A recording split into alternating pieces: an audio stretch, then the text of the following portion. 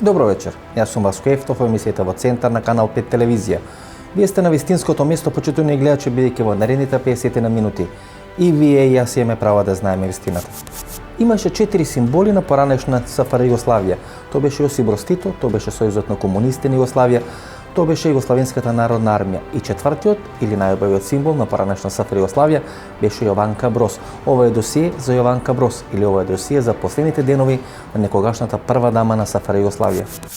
Некаде околу 30 години најмокна жена на просторот на поранешна СФР Југославија, Јованка Броз, животот го завршува во едни мизерни услови, во една мизерна живеечка, во многу тешки услови. Ја пишувате книгата Јованка Броз. Како го завршува својот живот Јованка Броз и низ кои све перипети и тешкоти мора да помени? Јованка Броз je bila prva dama bivše Jugoslavije, znači žena koja je bila simbol jednog vremena i žena koja je ostavila veliki trag u našoj istoriji. Ona nije bila samo supruga predsjednika, njen doprinos je neizmeran jugoslovenskoj istoriji i on je često minimizovan i nipodaštavan iz političkih razloga. Ова е книгата за Јованка Броз или Мојот живот, мојата вистина, која има напишано нашиот вечерашен гостин, господин Жарко Јокановиќ, четврто издание на таа книга во соседна Србија. Тоа е вистински бестселер или најчитана книга кај нашиот северен сосед. I ona je praktično u izolaciji provela 3 godine posljednje Titovog života i posle još 33 godine nakon njegove smrti, znači ukupno 36 godina, žena je bez krivice proglašena krivom, bez suđenja osuđena i praktično je bila u nekoj vrsti kućnog pritvora 36 godina.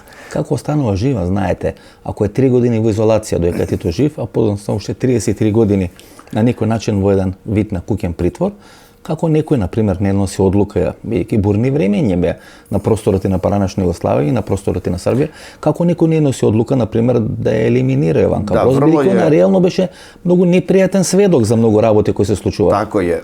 Jovankin život jeste bio u opasnosti, ona je objektivno mogla da bude likvidirana i sigurno su postojali planovi o tome, ali nju je sprečilo njeno ime i sprečila je ogromna popularnost i sprečila je činjenica da Tito uprkos pritiscima svog okruženja, pre svega Staneta Dolanca i Nikole Ljubičića, nikada nije pristao da se razvede od Jovanke. Oni se nikada nisu razveli, oni su, kako Jovanka kaže, nasilno rastavljeni 3 godine pre njegove smrti. Titu su, kako ona kaže, stavili pištolj na čelo i nasilno ga odvojili od nje.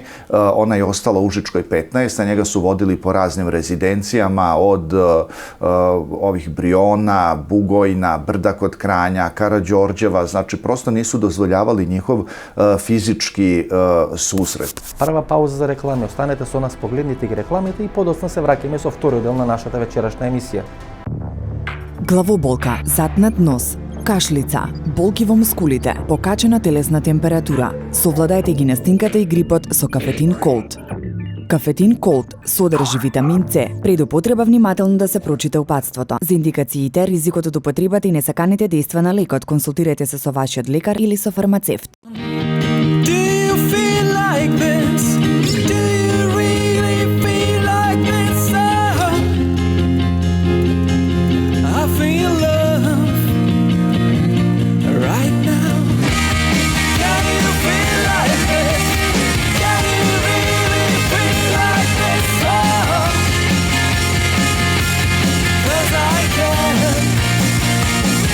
Zinajko German Lemonade. Малпигија е маргината или позната како ацерола. Исклучително богата со природен витамин С и потекнува од Барбадос. Сега ацеролата е достапна за сите. 100% природен витамин С за деца и природен витамин С за возрастни. Затоа за моите најблиски јас одбрав Ацерола алкалоид, таблети за џвакање со природен витамин С и неодолив вкус. Главоболка, затнат нос, кашлица, болки во мускулите, покачена телесна температура. Совладајте ги настинката и грипот со Кафетин Колд. Кафетин Колд содржи витамин С. Пред употреба внимателно да се прочита упатството. За индикациите, ризикот од употребата и несаканите дејства на лекот, консултирайте се со вашиот лекар или со фармацевт. Како викат американците? Да почнеме од почеток. Или како се запознават Јосип Broz Tito и Jovanka Broz? Ona je posle rata bila u Niškom korpusu i odatle prekomandovana da radi kod Tita. Došla je da bude u Titovom kabinetu i da se brine o njegovoj arhivi. I ona se brinula o njegovoj arhivi, kako kaže, tu je svašta imala priliku da vidi, da pročita od Titovih ličnih dokumenata, da sazna dosta o njegovom životu i radu za vreme ilegalnog delovanja komunističke partije u predratnoj Jugoslaviji i slično. I ona je tako polako je došla do tog nekog približavanja Tita i Jovanke, kako ona kaže. Ona je išla na neke igranke u Topčider, pa je Tito sačekivao, prvi put je sačekao pa pitao, pa drugarice Jovanka, gde ste to bili, pa ona na igranci, tako. Drugi put kad je otišla na tu igranku, on je čekao, pa je malo ljutitim glasom pitao, gde ste vi to bili, koliko ste se zadržali, i tako je krenulo to njihovo neko približavanje. I to približavanje još više se desilo kada je Tito imao operaciju i bruha i žuči, i kada je ona njega negovala i onda mu je, kako kaže, recitovala one stare srpske epske pesme u desetercu, ili ona bila živa enciklopedija, ona je znala ne zna se koliko pesama, što onih epskih junačkih pesama, što ovih lirskih.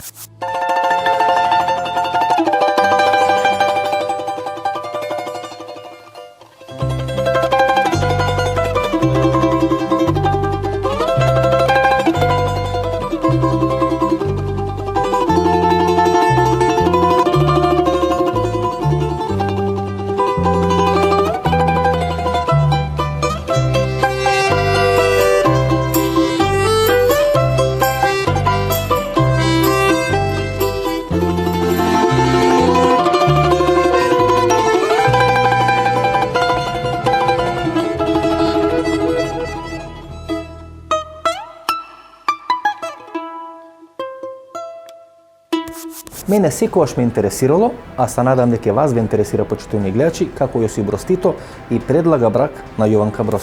Eto tako došlo je do tog nekog zbližavanja, i kada je Tito nju zaprosio, ona je bila potpuno u šoku. Zaprosio je tu kod njenog radnog stola, rekao je otprilike, evo, ja bih želeo da osjećam da bi s tobom do kraja života mogao da pronađem spokoj i mir i tako. I onda je ona bila tu potpuno u šoku i dvoumila se. Nije ona odmah pristala da se uda za Tita, bila je tu velika razlika u godinama.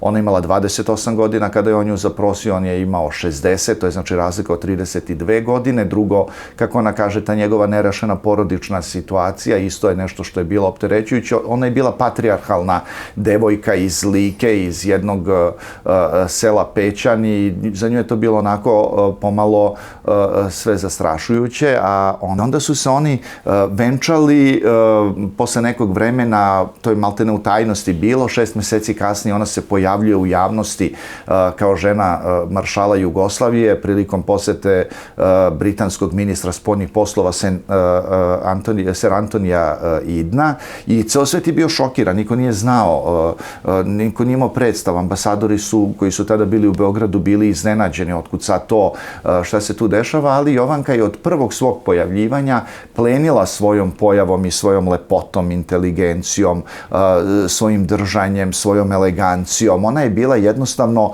nešto posebno. Ona je bila biser te socijalističke Jugoslavije. Точно 25 години или четвртина век, Jovanka Broz беше прва дама на поранешна СФР Југославија, или тој е периодот кога таа наша заедничка држава беше клучен чинител на европската и на светската политичка сцена. Кога сте ја прашале Јованка зошто немале деца или зашто донела таква одлука, веќе сепак секој човек сака да остави нешто позај себе.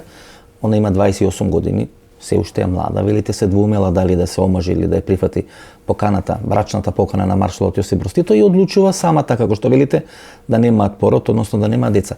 Тоа е за една жена голема жртва, знаете. Pa ona je ogromnu žrtvu svoju priložila na oltar te ljubavi. Znači, to jeste sasvim sigurno jedna velika žrtva, ali ona je njega, kako kaže njena sestra Nada, ja sam nedavno objavio knjigu sa njenom sestrom Nadom Budisavljević, koja je živela u Užičkoj 15 sa Titom i Jovankom, bila je u Užičkoj 15 na prvom spratu, bile su 3 sobe, jedna Titova, jedna Jovankina i jedna Nadina. Nada je najmlađa Jovankina sestra, koja je, znači, ne samo živela u Užičkoj 15 sa Titom i Jovankom i bila svedok svih tih dešavanja unutar kuće. Jedini svedok, jedini svedok koji je tu bio, koja je s njima išla i na putovanja i na Brione i svuda. I Krleža je jednom rekao, vi sve znate, sve čujete i sve vidite, ali ništa ne pričate. I ona mi je dosta toga, i u ovoj knjizi dosta toga, ono gde je Jovanka, gde je bolest prekinula u tim nekim njenim pripovedanjima i pričama, tu je Nada nastavila. I od Nade sam dosta toga takođe saznao, tako da, kako Nada kaže, Jovanka se udala za svoju ikonu. Tito je bio njena ikona i on je bio nešto što je najvrednije i najznačajnije u njenom životu. Ona je volela sve što je voleo Tito. Nije podnosila nikoga ko bi na bilo koji način ugrožavao Tita, njegovu bezbednost, život ili integritet ili bilo šta. Втората книга на господинот Đarko Jokanović е со сестрата на Јованка Броз, Нада Будисавлjević.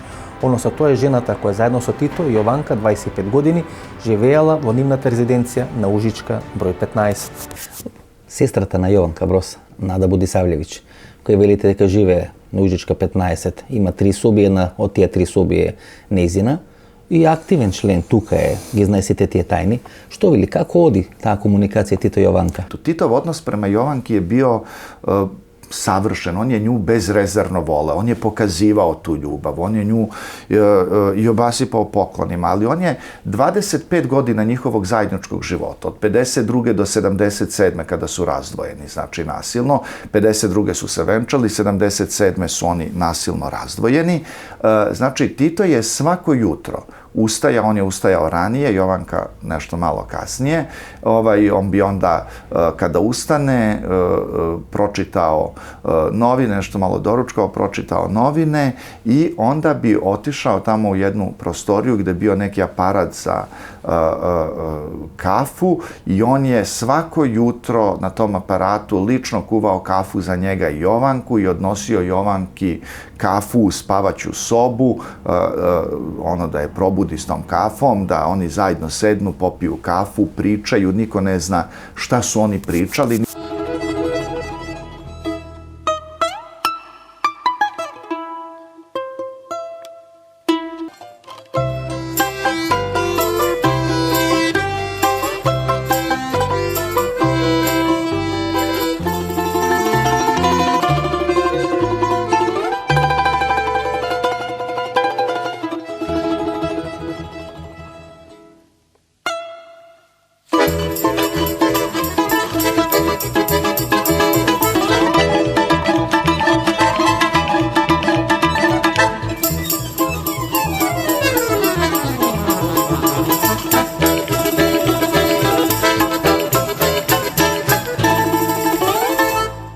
Oni se nikada nisu posvađali.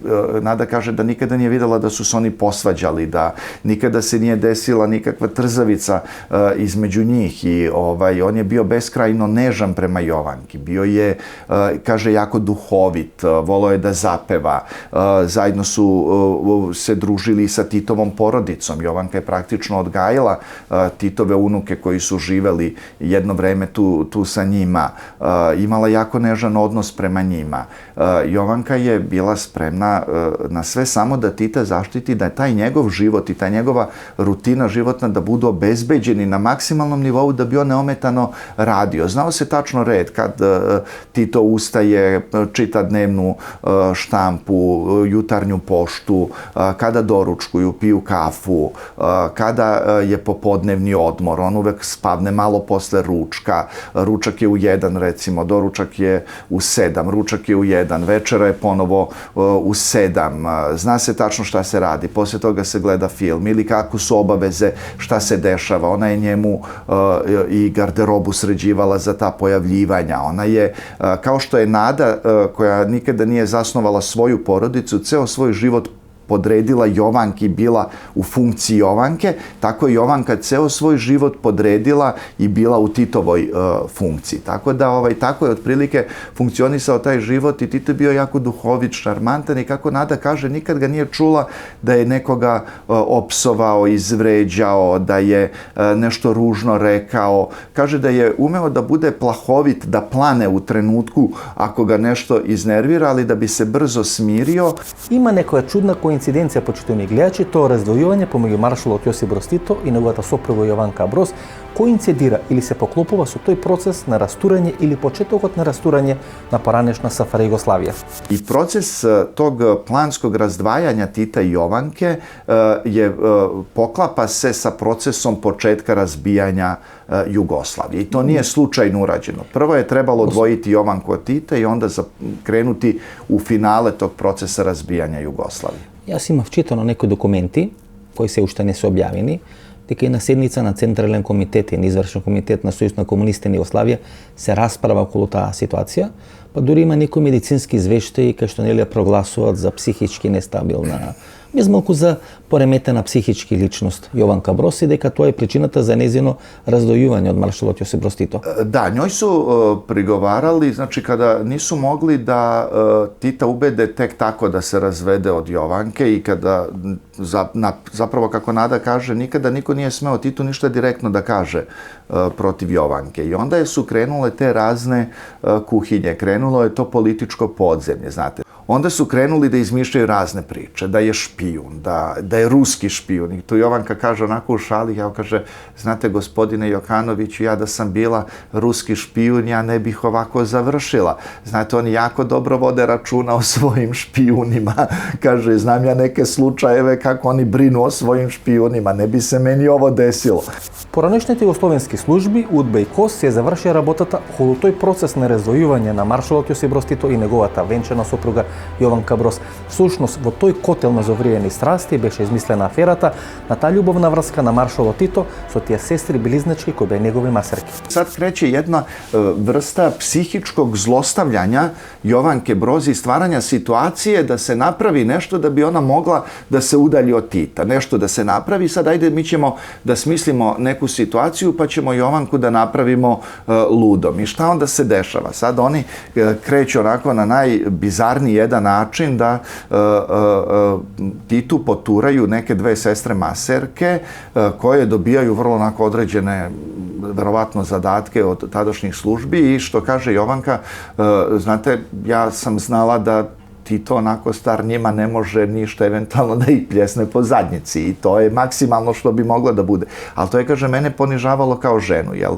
A ukoliko Jovanka nije tu, odmah se organizuje da maserke dođu kod Tita, da se razgolite ili ne znam šta, pa se namesti situacija da Jovanka njih tu zatekne, da se isprovocira njena reakcija i sve. I sad, naravno, niz tih nekih stvari, provociranja i ostalo, su imale za cilj da Jovanku proglase neuračunljivom, ludom i ostalo. A ona je bila opsednuta Titovim zdravljem, Titovom brigom o Titu, njegovom ishranom. On je bio i šećeraš, on je imao probleme i sa žuči, bio je već i dosta star, morao je da vodi računa o hrani, ona je bdela nad tim šta će onda jede, da li pije lekove na vreme, kako funkcioniše. Znači, njena misija je bila da produži njegov život do večnosti, ako može.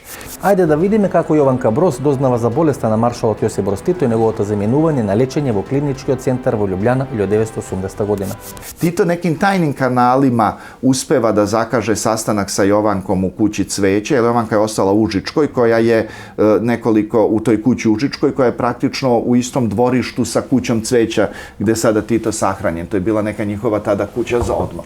I oni uspevaju da zakažu neku tajnu večeru, međutim, to uspeva da služba sazna i Titu javljaju da Jovanka neće da dođe, a Jovanki javljaju da Tito neće da dođe.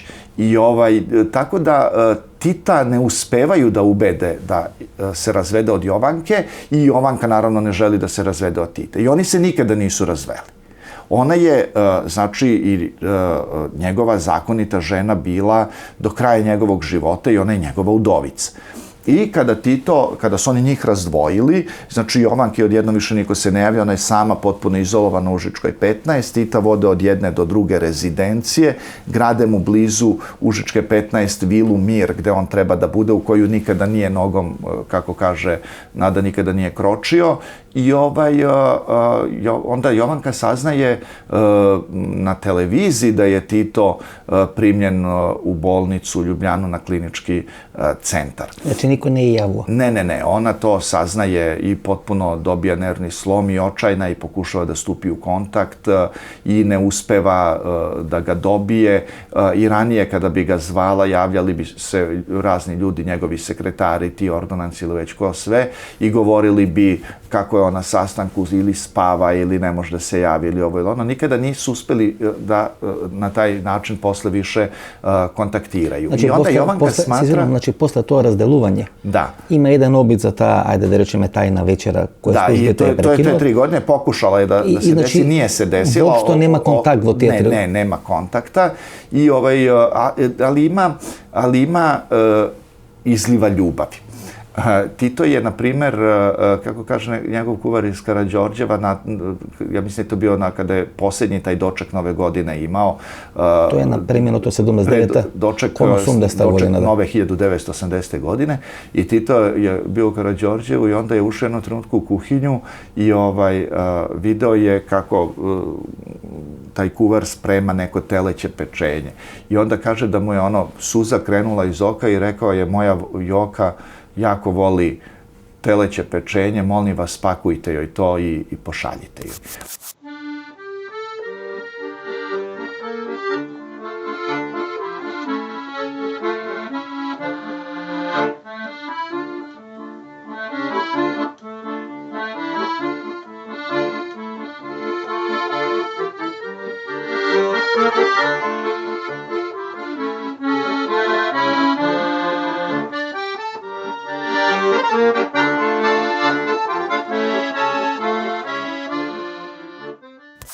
Зошто на Јованка Броз, како венчана сопруга на маршалот Јосип Броз Тито, не ѝ беше дозволено да го посети во периодот кога тој се лекуваше во клиничкиот центар во Љубљана?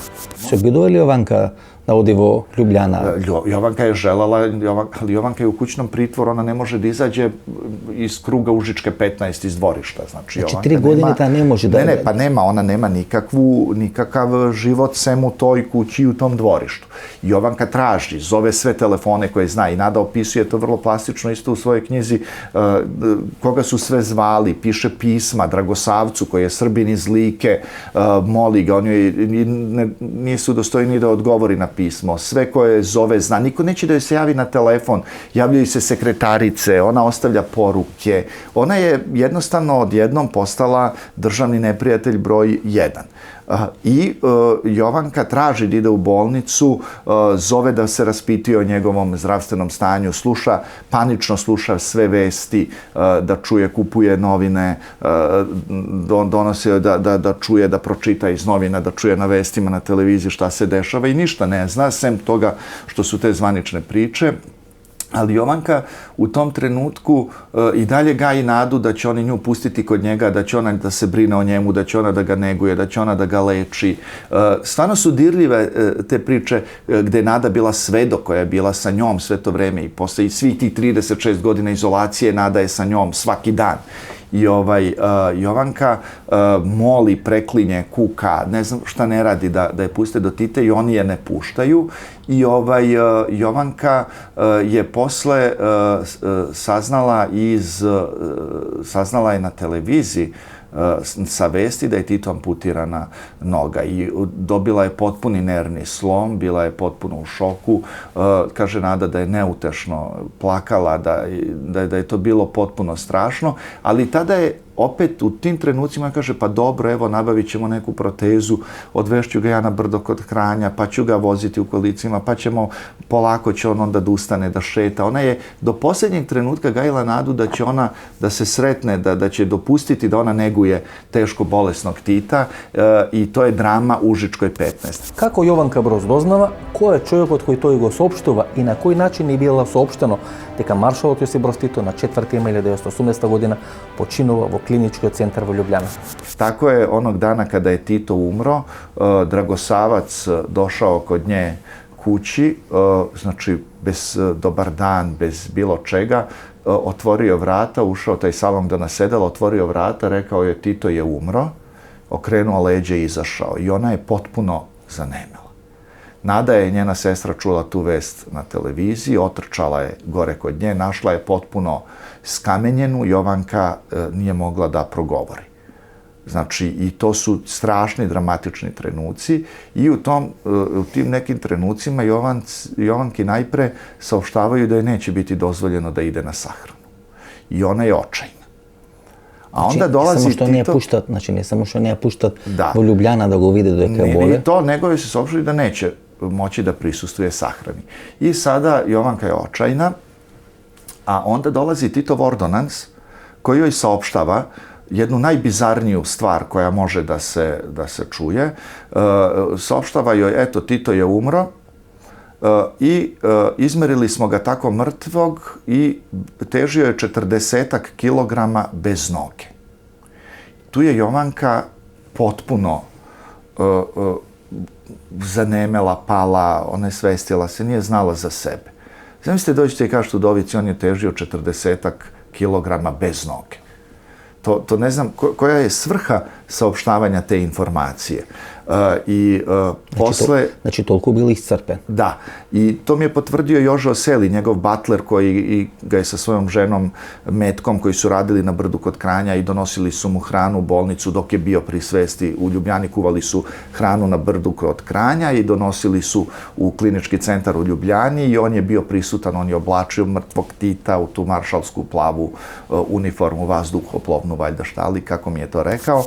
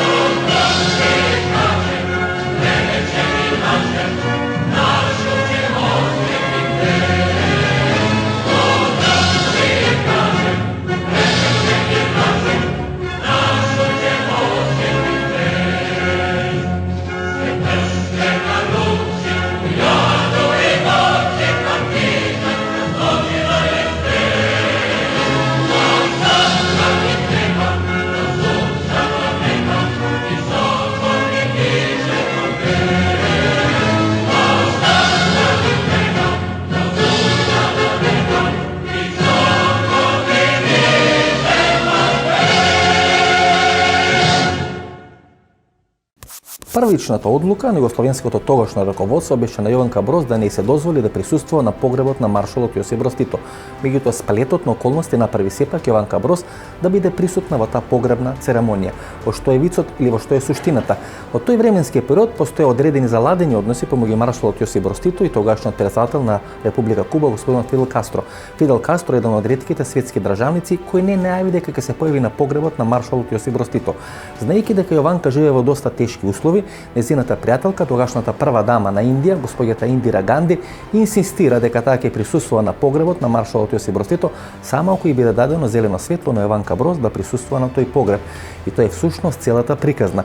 За тогашното југословенско раководство ќе беше премногу опасно и премногу штетно ако освен Фидел Кастро и Индира Ганди не се појавеше на тој погреб. Кастро je jedan od retkih državnika koji nije došao na Titovu sahranu, koja je bila najveća, kako kažu, u istoriji čovečanstva. I sada naš državni vrh je znao da Castro neće doći na sahranu i Indira Gandhi je postavila uslov da će doći na Titovu sahranu, ali da ako joj se omogući da Jovanka da vidi, da se sretne nasamo sa Jovankom pre sahrane i da Jovanka prisustvuje sahrani. I sada, nalazeći se u procepu da bi bio veliki skandal da pored Castra ne dođe Indira Gandhi, da bi to bio veliki udarac za našu spoljnu politiku i sve, državni vrh ipak odlučuje da Jovanka može da prisustvuje sahrani. Jovanka u tom trenutku nema ništa crno, nema crninu, nema šta da obuče, jer nije bila spremna. Ona je gajila iluziju da će Tito da ozdravi i da mu se ništa loše neće desiti i onda na brzinu neki krojač šije Jovanki to odelo za sahranu, taj neki kostim. После погребот на маршалот Јосип Броз Тито почнува животната драма или животната голгота на Јованка Броз. I Jovanka jedva nekako uspeva, to je veliki i ovaj put od Skupštine do kuće cveća, ona dolazi tamo do kuće cveća, čuju se njeni jecaji kada spuštaju Tita na to grobno mesto i završava se sahrana, Jovanku puštaju, Jovanka potpuno sama kreće iz kuće cveća do Užičke 15 i tu pada u zagrljaj nadi, pada u nesvest i mesec dana posle Titove sahrane Jovanka nije jednu jedinu reč progovorila, nije mogla da govori, potpuno je bila zanemela. I posle toga, znači mesec dana posle Titove sahrane, kreće taj čuveni progon Jovanke Broz, dolaze, fizički je maltretiraju u kući, dolazi neki oficir koji je drma za ramena i pretio joj da će je ubiti. Prete joj, otvoreno joj kaže taj oficir, ako ikom progovori šta se ovde desilo, ubićemo ti Nadu. A sad Nada je jedino što Jovanka ima. Druga sestra Zora živi u inostranstvu sa mužem koji je diplomata. Nada je tu jedini njen kontakt sa svetom je Nada. I njoj prete da će, ako bude progovorila, ubiti Nadu. Jovanka je godinama ćutala iz straha da joj ne ubiju Nadu. Jovanka se nije plašila za svoj život, plašila se za život svoje najmlađe sestre. I to je razlog zašto Jovanka nije govorila. I svi su mislili sad Jovanka ima neke memoare, pa su tražili te memoare, pa su mislili da ih je dala Indiri Gandhi, pa Sirimao Badranajki, i ništa od toga nema. Nada mi je rekla da su u 2 navrata te Jovankine beleške, da je jednom, ona je pomagala Jovanki, jednom Užičkoj 15 da spali sve beleške koje je imala, a drugi put u Bulevaru Mira je takođe spalila neke beleške koje je imala. Tako da je sve to spaljeno i da memoari kao memoari Jovanke Broz ne postoje. Znači, i dolaze jedne noći, izbacuje iz kuće u spavačici sa pištoljem na glavi, znači i odvode je u nepoznatom pravcu u taj Bulevar Mira. Поранешната прва дама на СФР Југославија или вдовицата на маршалот Јосип Броз Тито станува вистинска персона нон грата во Титова СФР Југославија. Што се случува последните 33 години од животот на Јованка Броз? После смртта на маршалот Тито, значи таа е изфрлена од куќата, како што велите, само во пиџама за спиење. Што се случува со последните 30 години од животот на Јованка Броз? Поминува низ една вистинска харанга, низ една мизерија на живење, тешки услови за живење, психичка тортура, изолиран сведок на некој начин, во куќен притвор и така натаму и така натаму. Значи, жената која 25 години била официјална сопруга на маршалот Јосип Броз Тито, која е неразведена сопруга на маршалот Јосип Броз Тито, значи официјална вдовица на Јосип Броз Тито, поминува вистински пекол во својот живот. Sve što je moglo da bude iz arsenala mučenja primenjeno na Jovanki Broz bilo je primenjeno. Od psihološke torture do tih nekih drugih, ajde da kažem, pravnih elemenata zatiranja uopšte postojanja Jovanke Broz. Jovanka Broz pred kraj života nije imala ni ličnu kartu, ni zdravstvenu knjižicu, ni pasoš. Jedini dokument, jedini trag o njenom postojanju bila je neka njena krštenica koju je imala još iz Like, neka njena stara krštenica. Nijedan dokument nije imala. Nije imala penziju, nisu joj dozvolili da ima Titovu penziju.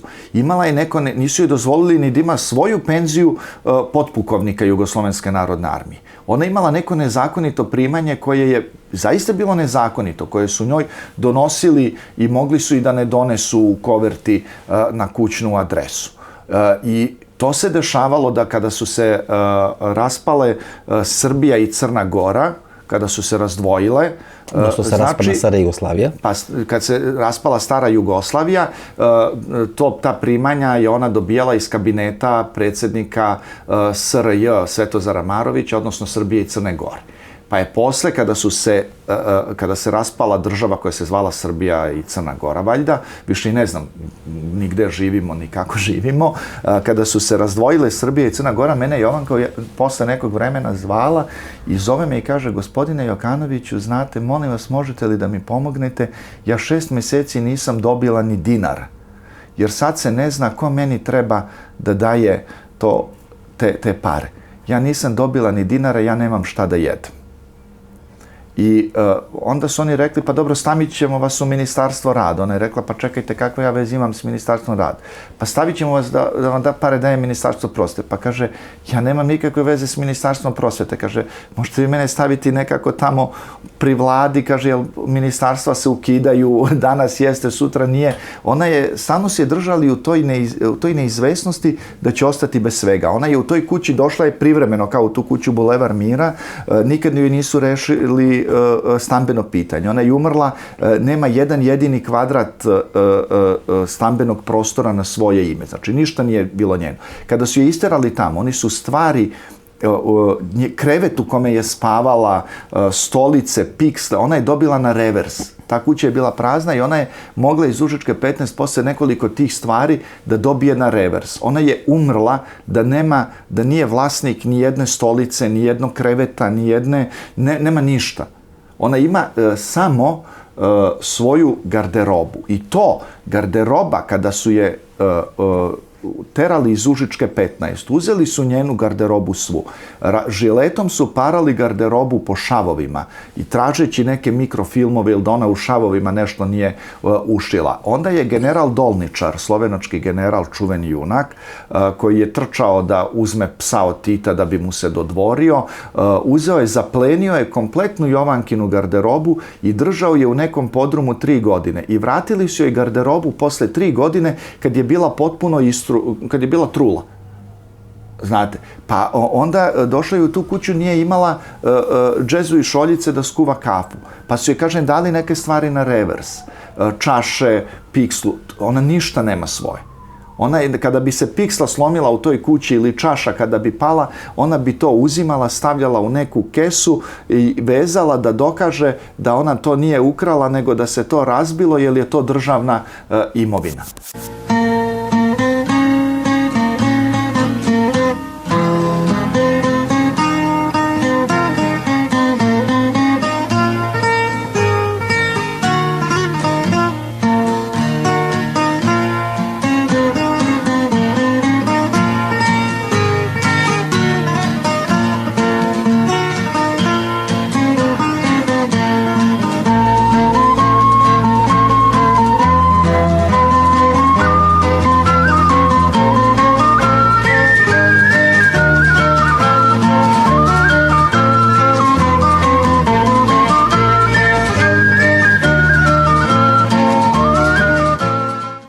Slušnete niz koji sve i kakvi sve životni drami mora da pomine Jovanka Broz pred krajot na njeziniот život.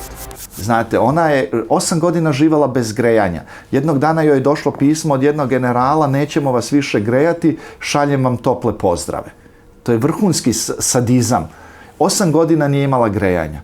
Ona se grejala tako što je sipala vodu u plastične boce od Coca-Cola i kisele vode, vrelu vodu u prizemlju je sipala u plastične boce, tim stepenicama se pela na sprat gde je spavaća soba, raspoređivala te vrele boce s vodom po krevetu i tu legala između tih boca da se zagreje u kući bez grejanja na minus ne znam koliko stepeni. I nekoliko puta je od te vrele vode dobijala opekotine.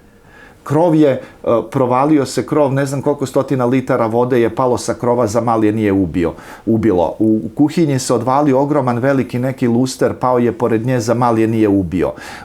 podrum je bio skroz poplavljen. Kad je za vreme bombardovanja 99. bombardovana je zgrada maršalata koja je preko puta te kuće, ta Jovankina kuća gdje ona živela je iz temelja izbačena, stepenište se maltene urušilo, ona je bila potpuno nebezbedna, duvalo je sa svih strana, iz zidova su virile žice sa strujom. Kad je Jovanka otišla u bolnicu, kućom su šetali pacovi veličine 1 kilogram. Znači, to je horor.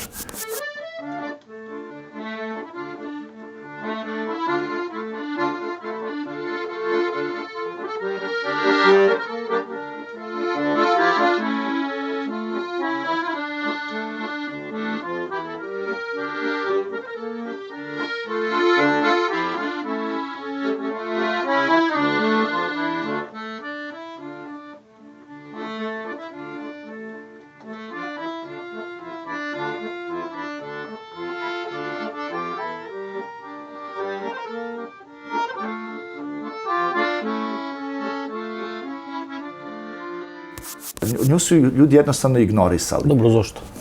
Pa čak je, na primjer, šef državne bezbednosti Srbije, koji je sada u zatvoru zbog nekih drugih zločina, zaustavio rekonstrukciju krova na kući Jovanke Broz. Znači, došli su radnici, krenuli da rade i to je ostavljeno. Onda bi, recimo, slali radnike da nešto popravi, jer to je kuća u državnom vlasništvu. Ona tu nije smela ni sijalicu da zameni, jer to nije njeno, nego je mora zove određenu službu i oni treba da dođu da to održavaju. I onda, recimo, radijatori, kad je došlo to grejanje nešto, pa ne radi radijator, ona zovne nekoga, onda dođe radnik, macolom razvali taj radijator, šikne voda i da još više pokvari.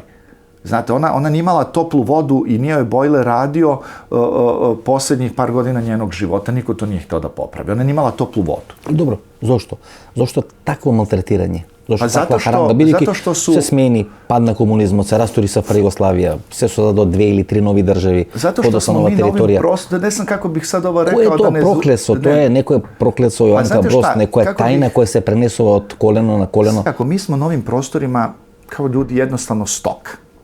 Znate, i najlakše, oni koji su bili najveće ulizice Josipu Brozu, koji mu su se na najgori mogući način uvlačili, i sad da ne budem vulgaran, znači oni najgori, oni su postali posle ti miševi, ti pacovčići, ti neljudi. Posle su odjednom postali junaci koji će gaziti njegovu udovicu. V oktobri 2013 godina posle njeziната smrt, znači pred nešto повеќе од една година, тука во комплексот Ужичка број 15 или во куќа на Цвеќето беше закопана Јованка Броз. Иако последните 3 или 4 години од животот на маршалот Јосип Броз Тито тој беше сепариран или беа раздвоени со Јованка Броз, незината последна желба беше да биде закопана тука, заедно или близу до гробот на маршалот Јосип Броз Тито. Овој мал гроб лево од мене е гробот на Јованка Броз и веднаш до неја е гробот на маршалот Јосип Броз Тито. Тука е закопан маршалот Јосип Броз Тито, а десно од нас, значи, и господјата, односно другарката Јованка Броз, која инсистираше да биде закопана, тоа беше незина последна желба, да биде закопана до својот сопруг Јосип Броз Тито. Nama je preneto da je to bila njena posljednja želja, da li to stvarno jeste, ne mogu da vam tvrdim, ali zakopano u ovom delu kao i jedna prva dama, odnosno njegova zvanična supruga. Повеќе од 35 години, помеѓу 1945 и 1980 година, со мали исклучици кога има живеено во Белиот двор, овде во Ужичка број 15 или во куќата на Цвеќето има работено и живеено маршалот Јосип Броз Тито. Постојат многу домови на маршалот, постојат многу резиденции. Меѓутоа, ова е местото каде што има живеено и работено маршалот Јосип Броз Тито. Кога Тито би бил некоја нормална личност, секој би требало да вади лична карта, од таа лична карта да биде запишена адресата на негово живење, тогаш таа адреса би била Ужичка број 15. И ако некој живеел повеќе од 35 години тука на оваа локација, тогаш е сосема нормално да посака тука и да биде закопан. Веднаш позади нас во куќата на Цвеќето, во мај 1980 година беше закопан маршалот Јосип Броз Тито. Значи, последните 2 или 3 години од својот живот најмногу ги поминува овде. Jeste. Znači, ovo je kuketa na... Ovo je bilo prostor gde je ovde u Karađorđevu i na Brionima, ali najveći deo poslednjih godina je živeo ovde. Se postavi prašanje kada je bil domot na maršalot Јосип Броз Тито, to je znači ovde. Pa najvećim delom i najveći broj godina to je rezidencija, ali ako govorimo o kompleksu, onda to svakako jeste ovaj kompleks. Tako uvijek je trebalo da vadi lična karta, neli? Kako si to obični građani, verovatno. Užička 15. Никој, па дури не незините најблиски роднини и пријатели не знае дека Јованка Броз боледува од канцер. Така исцрпена паѓа во несвест и се завршува во болница, каде што на крајот го завршува незиниот живот. Ali Jovanka je u cijeloj toj priči bila jako dostojanstvena. Ona je 1000 puta meni rekla, gospodine Jokanoviću, ja živim iz inata da bi ispravila nepravdu. I ona zaista jeste živela iz inata. I u bolnici, znači, kada je došla, ona je došla sa strašnom ranom na grudima. Znači, niko nije znao da je bolesna, ni njena sestra. Niko nije znao da ona na grudima ima otvorenu ranu i da je to jedan rak u poodmakloj fazi. Znači, ona je trpela bolove za koje lekari bez jednog jedinog leka, jer nije imala neku zdravstvenu knjižicu, nije imala nikakvu zdravstvenu zaštitu. I ona je trpela bolove da su lekari rekli ovo je nemoguće da živ čovek izdrži ovakve bolove. I ona je u toj bolnici potpuno svesna. Potpuno, seća se svakog događaja, svakog trenutka. Ja sam je 2 puta dnevno obilazio, išao sam i pre i popodne. Kod nje su mogli da uđu samo njene 2 sestre, Zora i Nada, 2 sestrića, Zoran i Goran i ja, jer je ispred bio policajac. Ležala je u sobi sa 30 bolesnika, odvojena samo jednim staklenim zidom. Staklo je zapravo bilo između nje i ostalih pacijenata u toj prostoriji gde boravila. I svaki dan sam bio kod nje 2 puta.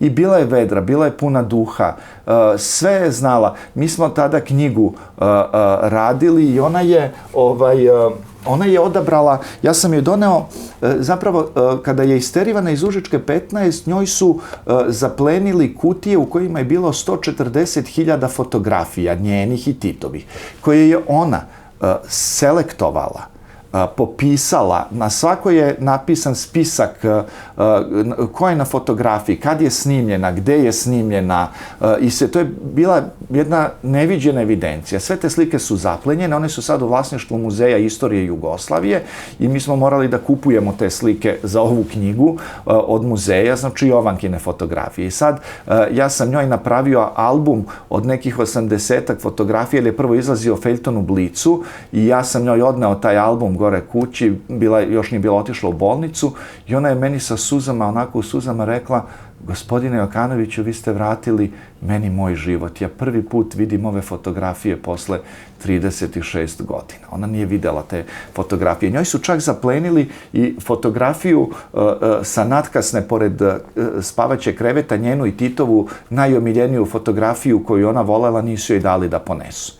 A da ne kažem sve da je ostavinska rasprava nikad nije završena posle Titove smrti, da ništa nije dobila, da posle Jovankine smrti, Jovanka je umrla 20. oktobra 2013. Na dan kada je oslobođenja Beograda, kada je sa svojom četom i svojom jedinicom ona oslobađala taj isti Beograd, što ima neku simboliku. Znači, od 20. oktobra 2013. godine, kada je Jovanka umrla, do danas, a danas je 2016. godina, 28. mart, Jovankina kuća gde ona živela je i dalje zapečaćena. Njenim sestrama nije dozvoljeno da uzmu ni jednu jedinu stvar iz te kuće i ostavinska rasprava posle smrti Jovanke Broz i danas traje.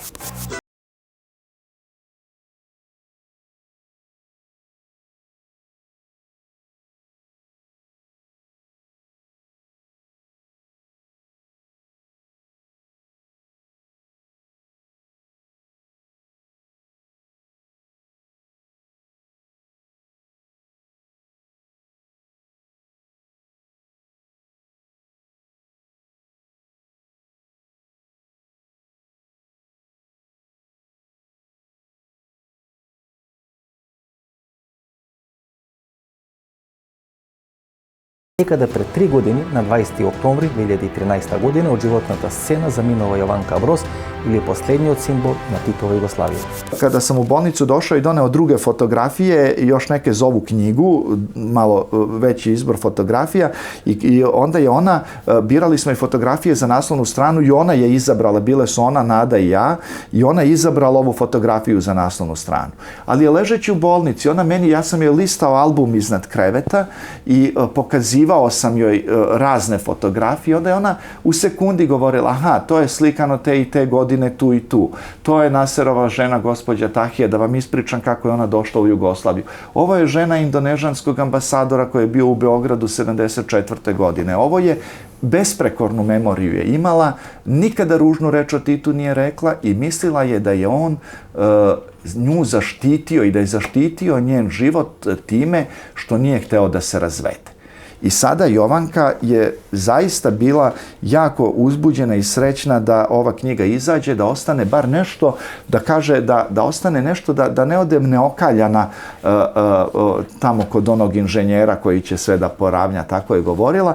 I onda je napisala da stoji iza svake reči napisane u ovoj knjizi, potpisala se i rekla je, a ja kad mi bude bolje, ja ću vama i lepše da se potpišem. I sada čekala je tu knjigu da izađe i dan pre nego što je izašla knjiga, njeno stanje se pogoršalo i priključena je na aparat za disanje. I to su cevi u ustima, deluje jako surovo i nije mogla da govori. Nada i ja smo došli u bolnicu, saopštili su nam da se prethodne noći pogoršalo stanje i da je ona na aparatu za disanje, međutim ona je bila potpuno svesna, ona je komunicirala očima, ona je stiskom ruke i kada sam joj ja doneo prvi primerak knjige, doktorka je ušla i rekla, došao je Žarko Jokanović, doneo vam je knjigu, jel može da uđe? Ona je klimnula glavom sa svim tim cevima u ustima i ja sam ušao i rekao sam, Jovanka, zlato naše, evo knjige, stigla je, gotova je, to je vaša istina. I ona je mene uzela za ruku i iz oka joj je ovako krenula jedna suza i preko cevi u ustima njene usne su rekle hvala vam. I uzela je tu knjigu, čvrsto je držala u ruci i posle kada sam otišao, doktorka je htjela da uzme tu knjigu da je odloži, ali je ona nju čvrsto držala u ruci.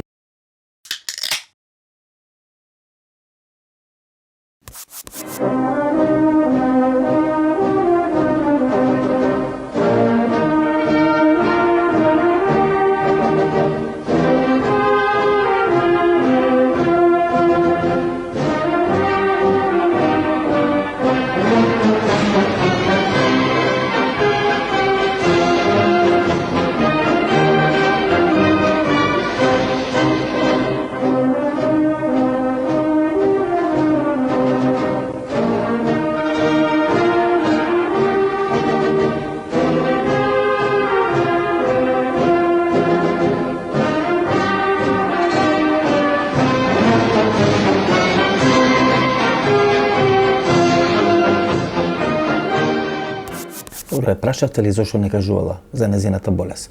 Бидејќи велите докторите сметаат дека жив човек тешко може тие болки да ги поднеси, не била здравствено осигурана, значи не можела да користи лекарства, значи ги поднесува стоички сите тие болки, велите им отворена рана, тоа е канцер на кожата. Nju je Nada, mislim, negovala, dolazila kod nje, bila svaki dan, spremala, mislim, Nada je najpožrtvovanija sestra. Како вие дознавате дека е болна? Таа се онесвестува дома, нели? Molim? Вие како дознавате дека е болна? Се онесвестува дома? Niko ne zna da je ona bolesna. Ona se bukvalno onesvestila u kući i došli su njena sestra i sestrići i odveli je u bolnicu. Ali mislim da Jovanka nije imala poverenje u lekare i da je mislila da bi joj oni mogli, da bi prosto neko mogao nešto da joj uradi, da je ne bi lečili adekvatno, mislim da se u tom nekom smislu da je ona rađe trpela nego što bi se nekom prepustila jer nije imala poverenje u sistem. Koliko vreme gi trpi tije bolke? Koliko sušno se bolno? Kažu lekari da je to trajalo, da je to poprilično trajalo dok se nije napravila ta rana. Oni su uspeli u bolnici to da saniraju poprilično i tako, ali nažalost tu su i godine, ali taj njen lički žilavi duh, ta njena borbenost, ta njena duhovitost, ona je bila i u bolnici duhovita. Ja sam je stalno pitao, pa hoćete nešto šta biste želeli? Onda jednom sam došao i stvarno su bili divni lekari koji su o njoj brinuli. Zaista moram da kažem i na čelu sa gospodinom Zlatiborom Lončarom, koji je tad bio direktor urgentnog centra, sad je ministar zdravlja Srbije, njegov zamenik Dule Jovanović, cela ta ekipa lekara, svi su zaista zaista hteli, eto, da bar oni na neki način, koliko mogu, isprave tu neku nepravdu i da pruže maksimum tamo u bolnici. Ja sam jednom došla i rekla, jao, nemojte nikom da kažete, doneli su mi, jela sam neke ćevape i popila sam malo crnog vina. To je tek kad je primljena u bolnicu. I posle, ja je pitam, pa jel želite nešto da vam donesem, bilo šta vam se jede, šta vam se pije? I tako ona kaže, samo mi donesite malo grožđa sorte Hamburg, ja to najviše volim. Ja sam trčao da nađem grožđe sorte Hamburg i našao i donao još s nekim drugim voćem, tako da ona je bila jako skromna žena. Sve te priče koje su o njoj su apsolutna laž. Apsolutna laž. Ona jeste bila stroga u smislu, ali nije bila stroga samo prema drugima, bila je stroga prema sebi, imala je visoke zahteve, visoke norme. Ona je htjela da sve besprekorno funkcioniše, da konobari imaju bele rukavice, da se znaju maniri, da sve bude pod konac složeno. Ona je bila majstor protokola. Kaže, kad je došla neka palestinska delegacija u Beogradu, u posetu tamo kod nje i Tita, i na toj nekoj zvaničnoj večeri, Jovanka je krajičkom oka na nekom drugom kraju sale primetila pomoranđe na kojima je stajala ona nalepnica Jafa. Mi koji smo živeli u staroj Jugoslaviji sećamo se te Jafa pomoranđe, to su bile izraelske pomoranđe. I sad je ona odmah dala znak konobaru da hitno skloni te izraelske pomoranđe, da se ovi Palestinci ne uvrede, jer bi to bio diplomatski skandal. Ona je zaista bila majstor protokola i umela je da kaže, znate, da bi se neki prijem pripremio, trebalo je bar 40 sati priprema i ona je aktivno učestvovala u tome. Do zadnjeg detalja, do escajga, posuđa, posluženja, odobrenja jelovnika. Vodila je računa ako dolazi neki državnik ponovo u Jugoslaviju, a već je bio ranije tu, da se slučajno ne ponovi isto jelo koje je jeo prethodni put. Da, ne znam, napravila je za dansku kraljicu, mislim za nju, da je napravila neki sladoled u obliku, da je sa kuvaru prosto dala ideju, pa je kuvar bio maestralan i napravio je sladoled u obliku nekog labuda na jezeru, pa za drugog je napravio u obliku šahovske table sa figurama, pa je svakom je želela da učini da taj boravak u Jugoslaviji nezaboravnim. Jer Jovanka mi je govorila, kaže, znate, ako nekoga ugostite na tako lep način, onda on to je jedno 80-90% posjeta, ostalo su sve posle, kaže, pristanu i dogovore ako se on ovdje osjeća kao da je najbitniji na planeti. Gledajte, i Jovanka Broz i maršal Tito go završio svoj život vo teški maki. Su dolgo leženja u bolnica, su seriozni bolesti i taka natamo. Znači, životot na krajot na nivните живеачки се покажал доста суров и кон Јованка Broz i kod maršalot Josip Broz Tito. Pa jeste, nažalost, to je tako, ali oni Nego su mu amputirat doživjeli... nogata, таводи su jedna rana, kancerogena rana. Da, nažalost nego jeste, preživao to. nažalost jeste, ali oni su doživjeli duboku starost, što je druga priča, ali mislim da je Tito na neki način umro usamljen, da je on zaista želeo da Jovanka bude i mislim da bi se osjećao mnogo sigurnije da je Jovanka bila pored njega, jer ona je bila ta njegova dobra vila. Znači, verujte, u bolnici Jovanka, znači, ona kad priča o Titu, njene oči zasijaju. Pa dori ona i saka, insistira da bude pogrebana u kućete na Cvikatu do maršalot Josip Broz Tito. Sad kako se to dogodilo, znači kada smo Nada i ja došli u bolnicu i kada su nam rekli da je Jovanka na aparatima za disanje i da se stanje pogoršalo, meni je Nada tada onako kroz suze rekla, molim vas, možete da nam pomognete, Jovankina posljednja želja je da bude sahranjena pored Tita. I ja sam onda pozvao i Rasima Ljajića i Veljka Odalovića, koji je bio tad sekretar vlade, i rekao sam da je Jovankino stanje kritično i da bi moralo da se razmišlja i o tome šta da se uradi kada se desi ono najgore i da je to njena želja da bude sahranjena u kući cveća. Onda je Srpsko ministarstvo kulture, koje je nadležno, kuća cveća je muzej koji je pod Ministarstvom kulture, dalo obrazloženje na 7 strana zašto se protive tome i to je nešto najodvratnije valjda što su mogli da urade. Protivili su se tome i ovi iz kuće cveća, užasno su se ponašali, grozno. postojalo je to neko protivljenje, ali ja sam se zarekao da ću to uraditi. Na sve strane smo to jurili i ipak su pristali na to da se pronađe način i kada sam ja dobio čvrste garancije da će to da bude tako, da ja sam nekako imao potrebu da joj saopštim, ali, znate, jako je teško, kako vi to čoveku da kažete, i onda sam morao da odaberem reči kako to da joj saopštim i došao sam jednog dana u bolnicu, ona je, naravno, kažem, te cevi su grozne koje su u njenim ustima bile, to je jedno zaista strašno mučenje. I ja sam je opet onako uhvatio za ruku i rekao sam, Jovanka, da vam kažem, sve vaše želje će biti ispunjene sve do poslednje. I nemojte da brinete. I ona je opet tako, suza iz oka je krenula i ona me onako stegnula je moju ruku i to hvala vam preko tih cevi i to je bilo nekoliko dana pre njene smrti. I mislim da je otišla i da je sa tim saznanjem i olakšanjem da će biti sahranjena pored nje. Тука некаде е крајот на нашата вечерашна емисија. Останете со нас, погледнете и рекламите и подоцна ќе се вратиме да одјавиме емисијата.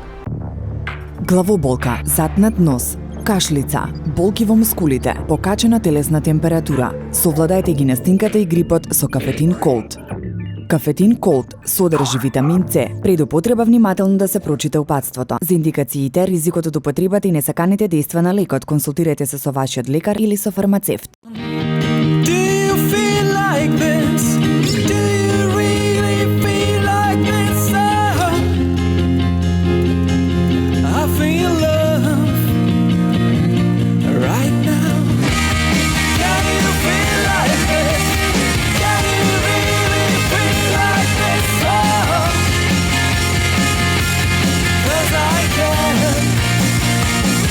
Zinajko German Lemonade. Малпигија е маргината или позната како ацерола. Исклучително богата со природен витамин С и потекнува од Барбадос. Сега ацеролата е достапна за сите. 100% природен витамин С за деца. И природен витамин С за возрастни. Затоа за моите најблиски јас одбрав Ацерола алкалоид, таблети за џвакање со природен витамин С и неодолив вкус. Главоболка, затнат нос, кашлица, болки во мускулите, покачена телесна температура. Совладајте ги настинката и грипот со кафетин Колд. Кафетин Колд содржи витамин С. Пред употреба внимателно да се прочита упатството. За индикациите, ризикот од употребата и несаканите дејства на лекот, консултирайте се со вашиот лекар или со фармацевт. Ова беше емисијата во Центар, почитувани гледачи, и вечерва можете да последите нашето телевизиско досие на тема Последните денови на Јованка Броз. Ние се гледаме идниот понеделник во истото ова време. Пријатно вечер, Македонија, каде и да си.